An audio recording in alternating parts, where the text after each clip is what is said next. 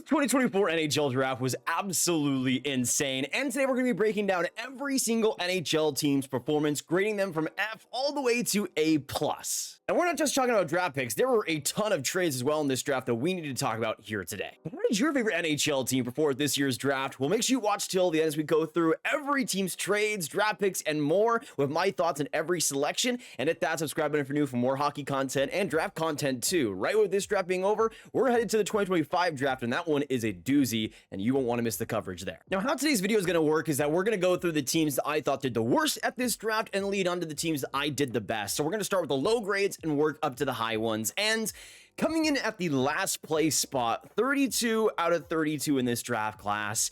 Just like good old times, I think the Ottawa Senators had the worst draft this year. I didn't want to do this. I wanted to believe that Ottawa would have a different structure, a different system, a different way of thinking with new management coming in, a whole new ownership, but that just was not the case. The way I usually look at it, especially coming out of drafts, is what talent did teams leave off the board? And I think the Sens left a lot off the board personally. Carter Yakimchuk is somebody who I think will be a good NHL D, but even though he brings great offensive confidence and some good physical traits, he's somebody that does not skate very well, isn't very quick, won't be a transition guy because of it. And I also think defensively has some big lapses in judgment and execution, and that's really going to hold him back a lot too. Gabriel Eliasson at 39th overall is insane. He has some good tools and he's obviously huge, but this guy is one of the worst decision makers I've ever seen at his age and is about as raw as it comes. Obviously, patience will be needed there. I do like Javon Moore and Blake Montgomery as bigger forward picks, but it's not enough to salvage the lack of potential in this Sens draft class. You could get a couple NHLers at most, but I feel like it might be repeat of the 2021 draft at worst. Now, the Ottawa Senators are getting the worst rank in this entire class of a D, but next up at the second worst spot, I didn't really like the Ontario drafts this year. I got the Toronto Maple Leafs. I would give this grade a slightly higher one than the Sens, probably a D+ for Toronto, but I feel like they're just like Ottawa, not really shooting for the stars in this draft. Ben Danford at 31st overall is a low bar. I'll say that. I mean, he has some good traits. I think his IQ, especially around the net, he knows where to be, knows how to get pucks out, but he's not a tremendous skater by any means. And he's someone with that smaller size, would have to be a defensive defenseman. And I just don't think he really has the frame to be able to execute that or be a high level guy at that. So maybe he's a bottom pair D, but I think that's the best you get. Miroslav Holinka is probably in my opinion, the only other guy that has maybe NHL potential. He's somebody I could see maybe as a fourth line center, really strong defensive habits, but that's pretty much it in this Leafs class. And considering how many times they've traded down and they just kind of went for low end swings,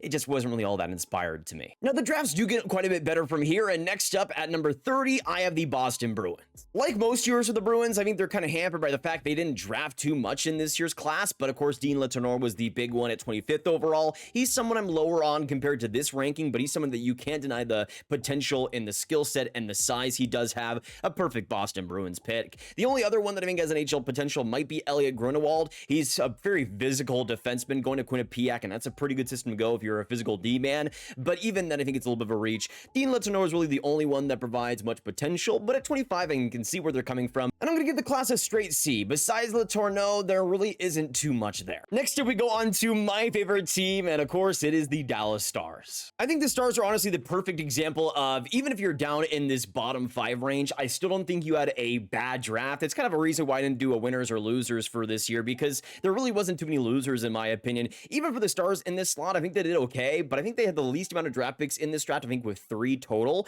but they did okay with the picks they had. I mean, they went finish in the first couple picks. You got Emil Hemming at 29th overall, which I think is fine. Good power forward game, great shot to him, and still a developing player that I think could maybe become a solid third line guy. You got Niilo-Pekka Myhänen in the 5th round, which honestly I think is pretty good value. 6'4", flies like the wind. Skating is really the name of the game there, and we'll see how much he's able to carry that over in the future, but a good bet in the 5th. But besides that, I think you are just having an okay draft. Just like Boston, I'm going to give this a straight C. But now we go on to a team that had a lot more to work with and was a lot more disappointing to me looking back on, and that is the Philadelphia Flyers. Just like the Stars, I'm going to give the Flyers a straight C. There were players I liked that they drafted, but in slots that were too high for me. Jet Luchenko at 13th overall, I do love. He's in my top top 20, but the players they ended up letting go, like a Konsta Helenius perhaps, I think is something that might bite them in the butts. I like Luchenko, I like the smarts, the passing ability is extremely underrated, but I think you're getting more of a middle six piece in that center core rather than a top end one. Then you got Jack Berglund, who I think is also along the same alley. He was a 51st overall pick. I like the 2A ability and the physical traits there, but he really doesn't have a great skating floor, and I think that will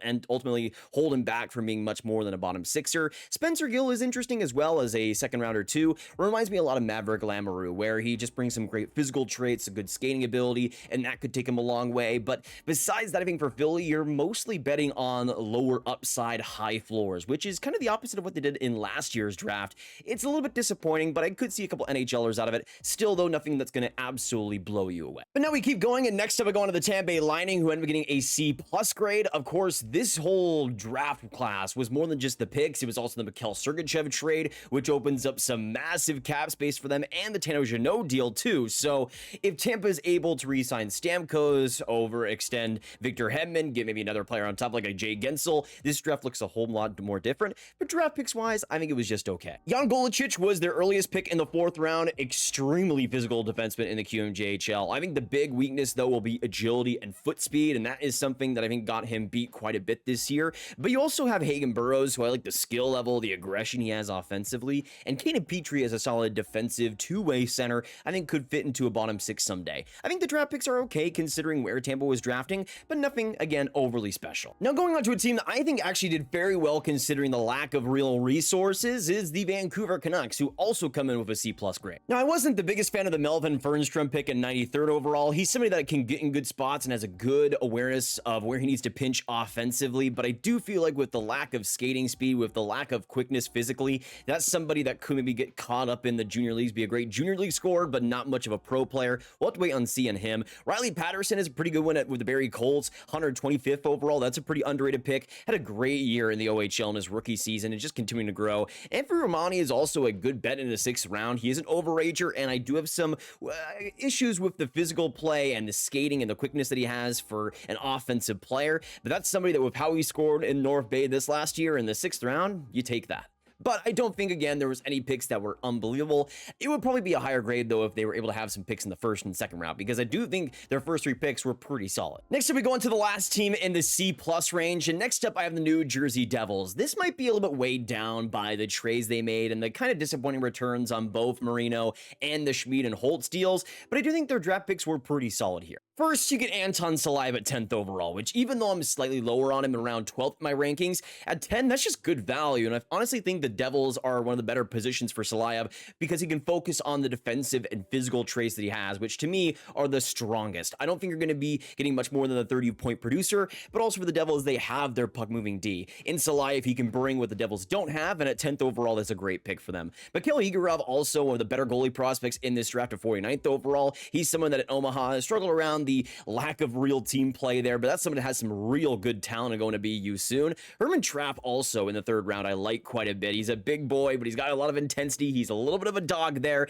There are times where he can kind of come in and out of the play and be a little bit invisible, but man, does that guy have talent. So I think the Devils did pretty well here. Nothing overwhelmingly good, and I don't think their picks past draft were all that inspiring, but still pretty solid for what they did. Now into the B- territory, we go on to the New York Rangers just ahead of the Devils here. Now the Rangers didn't have a lot of picks to work with, but I thought they did pretty well with them. EJ Emery at 30, like Silayev at 10, is just good value. An athletic beast, defensive acumen, the skating is at a top tier level. I'm honestly shocked he fell to 30, and the Rangers will benefit from that. Rael Boyard also will be a fun, buzzy B on that bottom 6 someday. He just provides so much energy and so much quickness, and in the QMJHL, I thought had a pretty great season. I don't think he's going to be much more than just a energy guy, but I think for the Rangers at this range in the 4th, you can take that. Nathan Aspinall also 6'7" beast in the Flint Firebird system. That's your Matt Rempe right there too. Next up, we go on to another Metro team that had a solid draft, this time with the Pittsburgh Penguins. And for the Pens, I mean, there was a lot of picks that were solid, nothing overwhelming, but just amounted to a good draft. Harrison Brunicky at 44th isn't where I would take him, but he's a smooth skating D who has some offense to bring.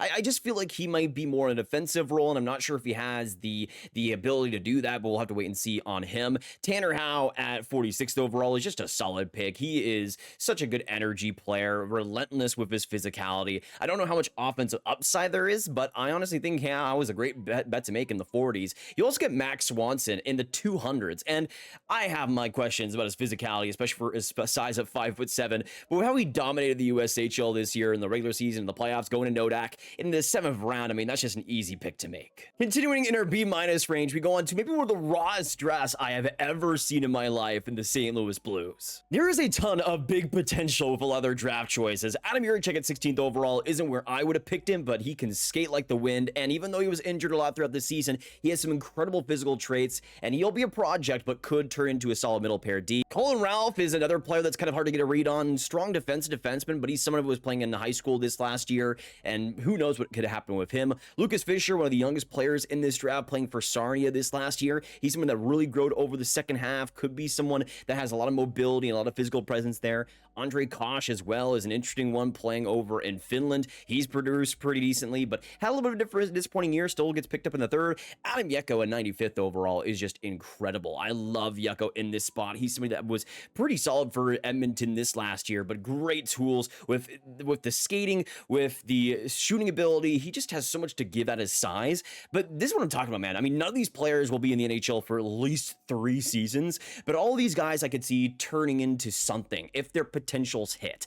Very risky draft for St. Louis, but honestly, I liked it. Now, pretty much going to the exact opposite draft plan, we have the LA Kings. Another team that didn't have a lot of draft picks in this class, but to me, I think the top end ones, they did a pretty good job with, even though they are safer picks. I love Liam Greentree at 26th overall. He doesn't have great skating acceleration, but man, can this guy protect the puck. He could be a great power forward if you give him some time and patience to adapt to the pro game. Could be an excellent top 6 complementary piece. You also get Carter George, who's one of the better goalies in this draft, and I would say probably the safest. At 6'1", the size he has isn't overwhelming, but he's compact, he's smart, he's quick with his feet, and even though I don't think there's one trait that's excellent with him, he's just a very balanced goaltender, and I think the Kings could use more of that in their prospect pool on top of Eric Portillo. You could make the case that this should be lower, but I love the Greentree pick, I like the Carter George pick, and those two really elevate it for me. Now, just like the LA Kings who go into another team that didn't have a lot to work with, but really did very well with their picks, I have the Winnipeg Jets. Alphonse Ray at 37th overall is just fantastic. Like, there's no ifs and buts about it. The offensive potential, the transition ability, the skating that he has is just all high end. The quickness there and his decision making too is brilliant. He's somebody that I think has a lot of potential. Even if there are some drawbacks physically right now, he will, I still think, adapt to his size and get a little bit more stronger. Kevin Heat in the 4th round is just so much fun. He had, I felt like a very good season with Niagara this year, a very underrated one too. He's someone that kind of is like that Merrick Vanacker, where he has good individual skill, but can also put in some intensity when he needs to. Still pretty raw and still developing, but I do like that bet in the 4th. Those are the only 2 guys that I think could touch the NHL, but Alphonse Frey really rises it for me. Now we go into a team that was all over the place, but we get into the B tier here. Next up, we go on to the Nashville Predators. The Preds had a very solid draft. It was started by getting Igor Sherin at 22nd overall, which is about maybe 10 spots earlier than I would have taken him, but man, can this guy skate. He can play fast, and I think there are times where he might need to slow the game down a little bit because he is always ahead of the play so often, but he's somebody that has great individual skill and is pretty raw for his age, but again, he's an August birthday, so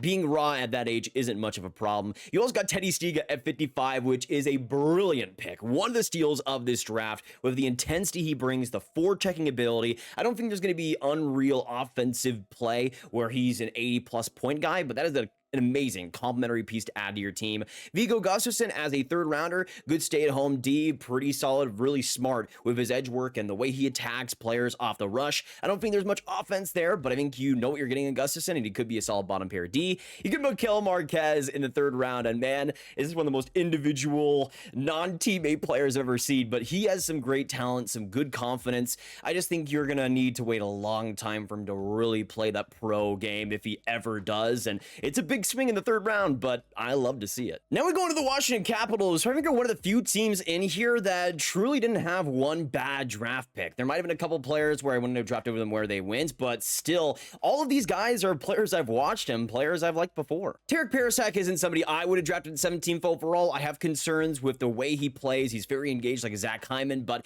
he's very lanky and not the biggest player in the world, so we'll see how that works out. But I do like the smarts he has, especially around the net and finding finding those little areas to create offense. Cole Hudson at 43rd overall is just a great range for him. The potential that he has, just like Lane, is going to be really interesting in the Caps pool. Leon Mugli, very raw D, but he's somebody that has progressed really well over the last year as a Swiss defenseman. Ilya Protas, of course, brother of Alexei Protas, that was a given. Big physical traits in the USHL. And Eric Matejko, who's pretty similar in the QMJHL, being a very physically imposing forward. You got Nicholas Kempf, who is one of the more underrated goalies in this class for me. The big NTDP guy this year, had a great second half. He's somebody that I think will develop very well over in Notre Dame. You got in the last couple of picks, though, Peter Sikora, Miroslav Shatan. I mean, just picks that I like. I mean, all these guys I've seen before, I've enjoyed, and for the Caps, even in the 7th round, you could give value here. Very solid all-around draft. And honestly, considering the Caps pool, a draft they really needed. Another team that had just an all-around incredible draft, and that is the Colorado Avalanche. We, of course, saw them trade away and trade back in the draft with their pick, and I think it worked out pretty well for them. They got Ilya Nabokov at 38,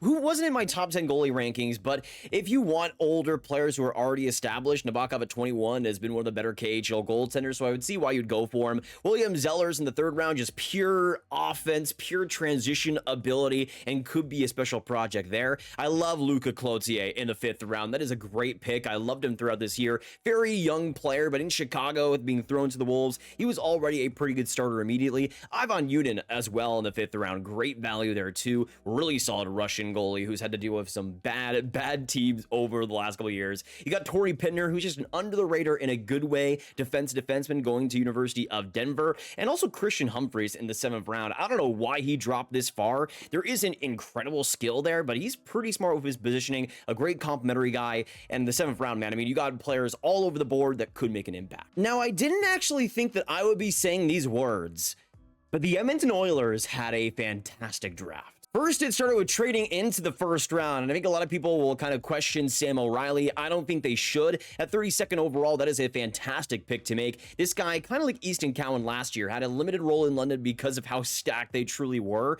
but in his place, he still did very well. 56 points in 68 games. This guy is so fast, so relentless on the forecheck, and is going to make life absolute hell for the other team, and I love it. I love the way he plays, and I think Edmonton is going to love it too. Emil Vinny in the 2nd round, 64th overall. He, to me, is the goalie with the most potential in this draft. Just has so much to give with his quickness, with the way he puts himself out there.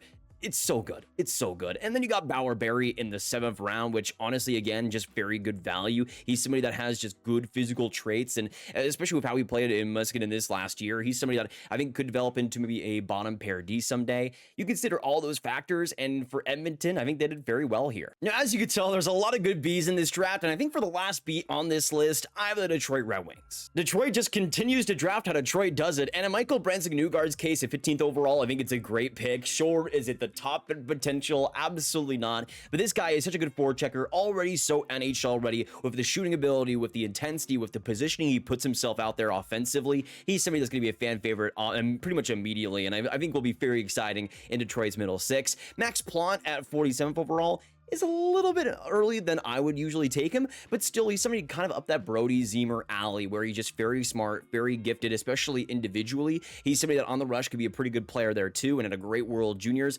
Andre Becker in the 3rd round, he's a pretty big overager, but had a fantastic year with Prince George. He was a big driver on that team, and offensively had a massive season there. I also love John Whipple in the 5th round, very under the radar player in the NTDP this last year. Solid defensively, really transitioned well in that area, and I think in the 5th round, you're just getting good value at that spot, especially going to University of Minnesota. He could be a guy that really turns out well. Now we're moving on to the B+ territory here, and we go on to the Columbus Blue Jackets, who had themselves another great draft. I would say they're another team that I don't think had really any bad draft picks. Kane Lindstrom at 4th overall is just easy money with the physical traits, the shooting ability, the confidence, the skating. There's a lot to like there, even if he might be reserved to more of a shooting role.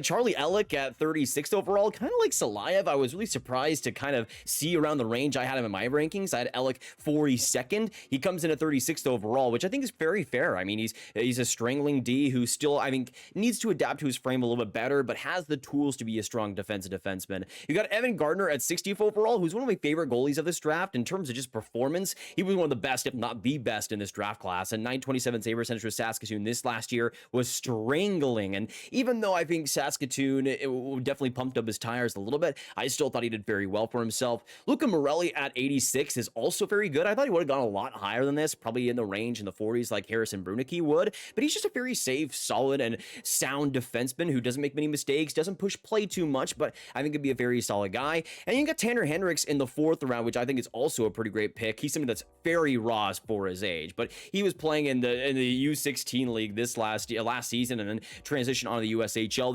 this last year. He's still very young, but I think the physical traits he has, the ability to deceive, the offense he could bring, there's a lot with Hendricks that I think might be a little bit underrated here. Now, this really isn't fair that they had such a good draft after winning the Stanley Cup, but the Stanley Cup champion Florida Panthers had a very good one. First, you had Linus Eriksson, who to me at 58th overall is brilliant value. I was shocked that he went outside the top 50. Very good, smart, mature centerman who I think will just round up to be a great third-line center at the next level. Matvei Sherevin is incredible in the 3rd round too. 6'4", 218-pound D. He's very simple, and that might be something that limits him. He's predictable, but the physical traits he has and the skating ability, he chooses where to attack well. He's just very smart, but we'll see how much more than that he ends up being. And then Simon Zether in the 4th round too. Kind of like Eriksson, very mature, very smart defensive center. There's a reason why he played over 55 games in the SHL this last year in the regular season and the playoffs. He's just a really mature player already, and kind of like Eriksson could turn out to be a bottom 6 centerman. But I think the value all around, the potential you could be getting, you're just getting potential NHL players. And if you're getting anybody after you win the Stanley Cup that could play for you in the draft, that's a win. I think the Panthers could get 3 here. Now we go into the last B+ of the list, and this is where the range gets extremely tight for me. That a team like Anaheim, who I thought had a brilliant draft, is only a B+, but there were some things I had some reservations about. First, I mean, Beckett Seneca at 3 is bold. Absolutely no doubt. I love the individual talent, especially in transition. He can deke anybody's jock straps off of, and the physical talent that he does have is there. The growth is there. I have some issues with potentially the play driving and creating himself, but he's a player that does have some extreme potential, and I can see where they're coming from, even if I would have gone Lidstrom or Demidov way over Seneca.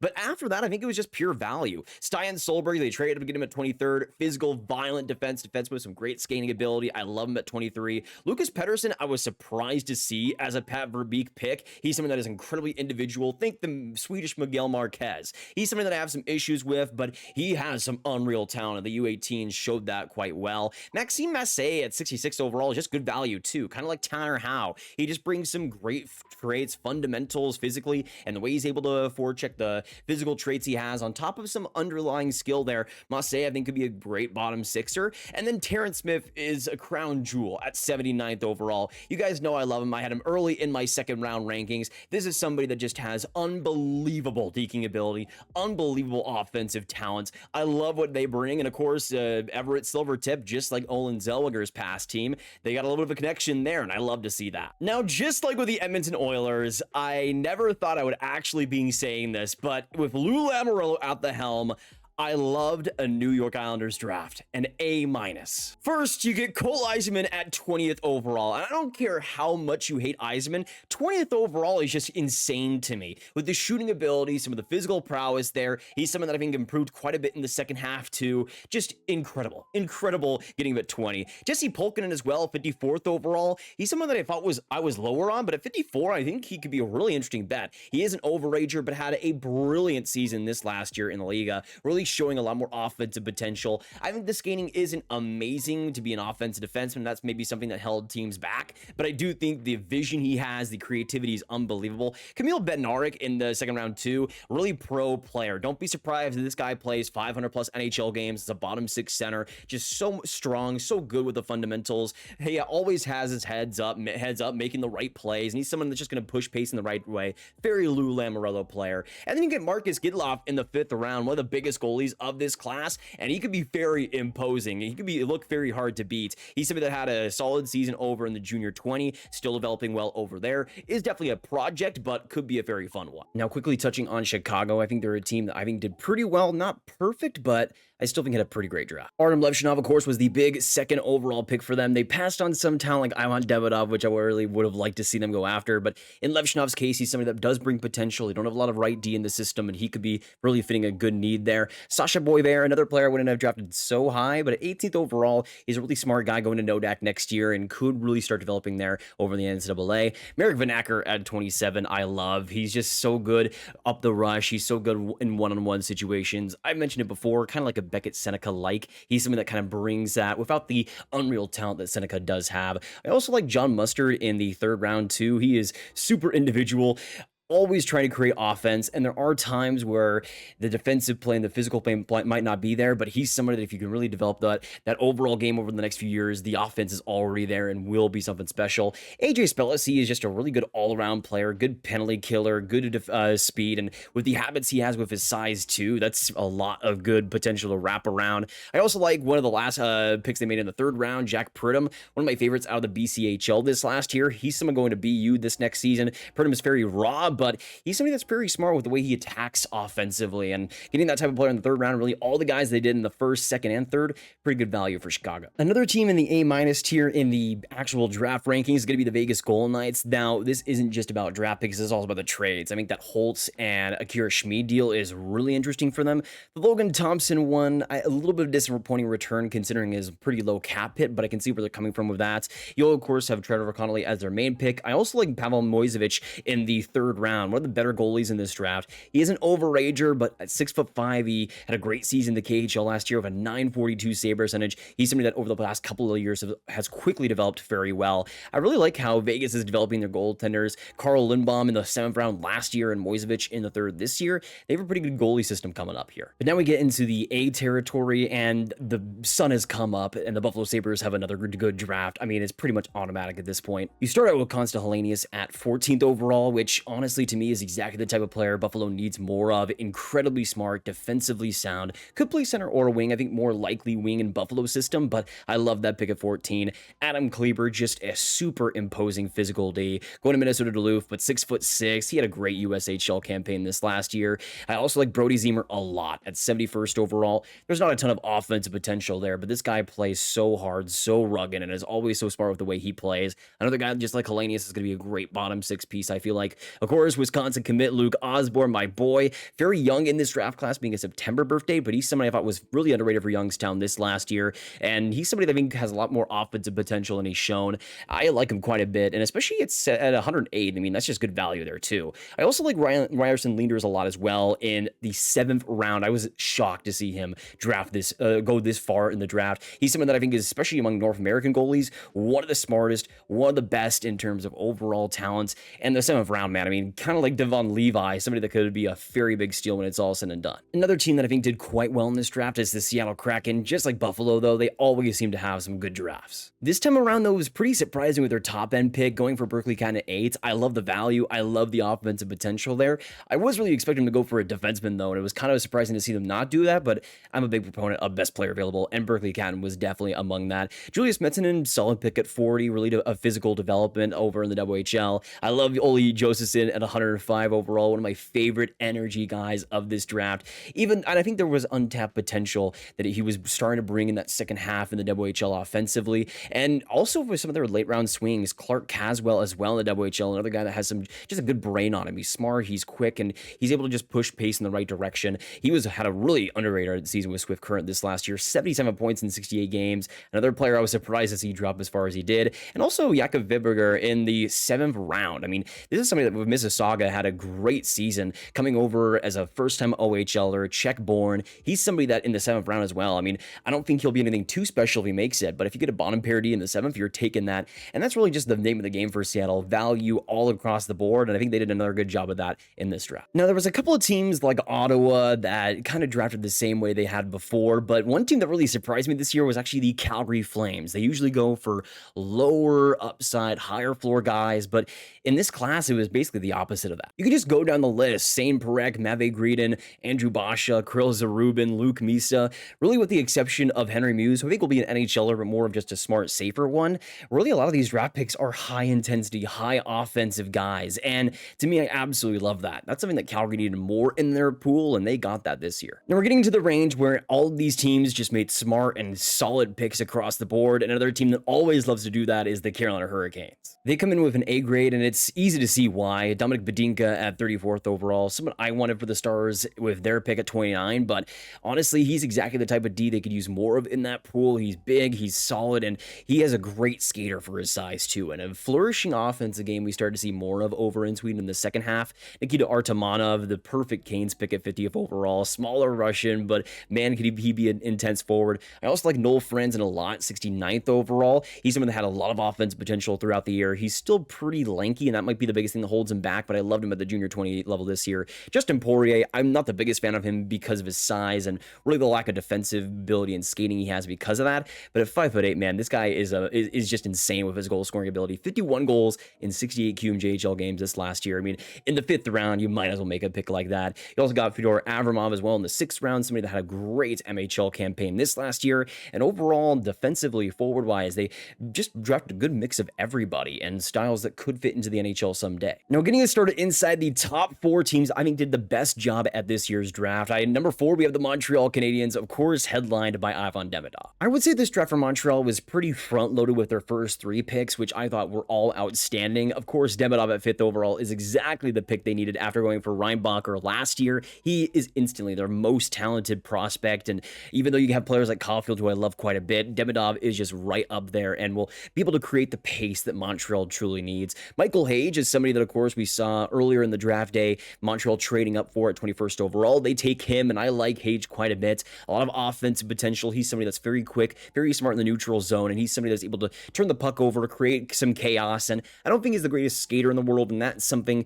I think, with the lack of speed that could hold back his true offense, but I think as a complementary piece, and even as a winger, perhaps, he's somebody that I think could do very well. And you got Eetas Koivu, of course, Saku Koivu's son. He's somebody that I think has just been such a development over the past year, going from an unknown to in the second half, somebody had a great season in the Liga, somebody that just was able to use, or in Finland, he was able to use his shot very well, able to get more opportunities. He's someone that in the 3rd round might be a little bit rich, but I like the potential there, even if he is quite raw. I wouldn't say outside of these 3, though, that there's much potential, at least in being NHL players, but I love the first 3 picks from Montreal, and they really propel it up to that spot. Coming in inside the top 3, though, was the first ever draft for Utah Hockey Club, and especially for them, it wasn't just about the draft picks, even though they were pretty good. It was also about the trades. I mean, getting John Marino for a couple of seconds, getting Mikhail Sergachev, 2 absolutely massive deals for them to improve that defense, which was really the biggest thing they needed improvements on. I think if this draft showed us anything, it's that the same scouting staff from Arizona is going to continue to do what they do in Utah, drafting bigger players with physical edges, and that's exactly what they did in this draft. I think the first 3 picks were definitely the best.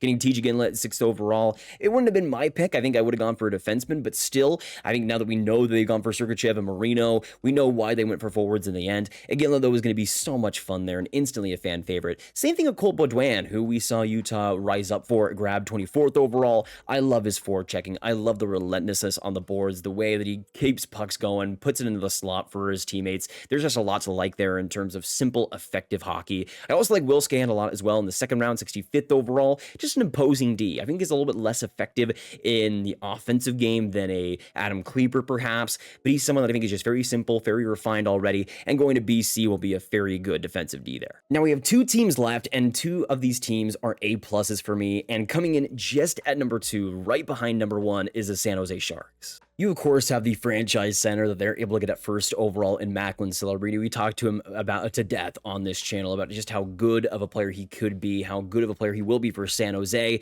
but it's what they did outside of the consensus for me that I thought was really special. They, just like Montreal, had a draft day deal where they trade up in the draft, getting that 11th overall pick from Buffalo, and it turned out to be a really good one for them, getting Sam Dickinson at 11, who I think with the 2-way game, the skating ability, the first pass up the rush, he's somebody that I think could be really special, and again, you can put it in any direction. If you wanted to be a defensive defenseman, you could. If you wanted to be in the offensive direction, you could build him that way too. I think for San Jose, you're going to get a special project there. I also like Igor Chernyshov as the first pick in the 2nd round. I'm shocked that he actually dropped to the 2nd, considering his power forward game, how good he is as a physical player already, and how well he was able to develop in the KHL already. He's somebody that played strong minutes there, even if it wasn't what he wanted yet. He's somebody that's going to be developing there very well, and I think could just become this solid middle 6 piece. I also like Carson Wetch in the 3rd round. He's an athletic beast, kind of like EJ Emery, where his physical prowess is maybe the best thing about him. He's somebody that, especially with his frame and the way he puts himself out there, is just relentless. I don't think there's unbelievable offensive talent there or anything. He's not going to be putting up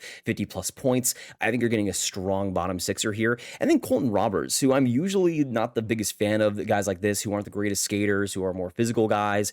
But at 131st overall, I could absolutely see Roberts becoming a bottom pair D who is just smart, who is consistent around his own net, just doesn't have any funny business around his goaltender. And I think for San Jose, you could get a fan favorite there in the bottom pair. And just all around, they had a strong draft, filling a lot of positions that they really needed to. But of course, Celebrini is the big one. But now we go on to number one. Even as a Dallas Stars fan, I would love to put bias into it and not rank them number one, but I just can't. There is no way in any possibility that I don't have the Minnesota Wild number one. What a draft they had. First, you get Z Buem at 12th overall, which honestly in the first round might be the biggest steal of the draft. To me, with the mobility, with the creativity up front defensively, he's somebody that just has so many raw tools, but has been able to execute them in Denver this last year, being great for the U.S. in key critical moments, winning gold there, and also in the NCAA, being brilliant for a natty winning team in Denver. He was just great wherever he went, winning more and more minutes, getting better and better. And in Minnesota, alongside Brock Faber, that pair is going to be beautiful.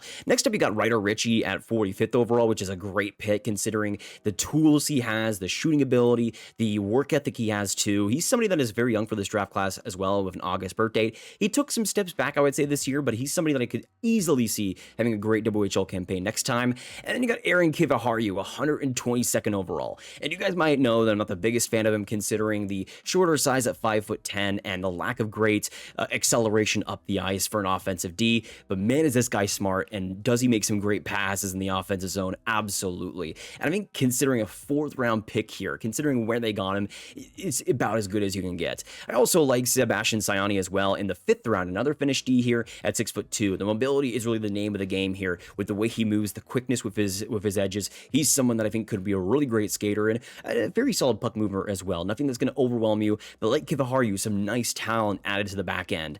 That's pretty much it, I would say, for Minnesota, but the great picks to me were especially great. And I would say in Buem and Kiviharju, they have potential to get maybe the 2 biggest steals of the entire draft. But that's going to be it for today's 2024 NHL Draft review. If you guys did enjoy, hit that like button, subscribe if you haven't already for more draft content just like this all throughout the next year as we go towards the 2025 draft. Of course, make sure you comment down below what your guys' thoughts are on your team's draft, how they did with their picks, their trades, or whatever they might have done, and what grade you would have given them. Of course, share a video with all the hockey fans you guys know online to get the grades out to them as well. And I will see you guys in the next one. Have a great day, and goodbye.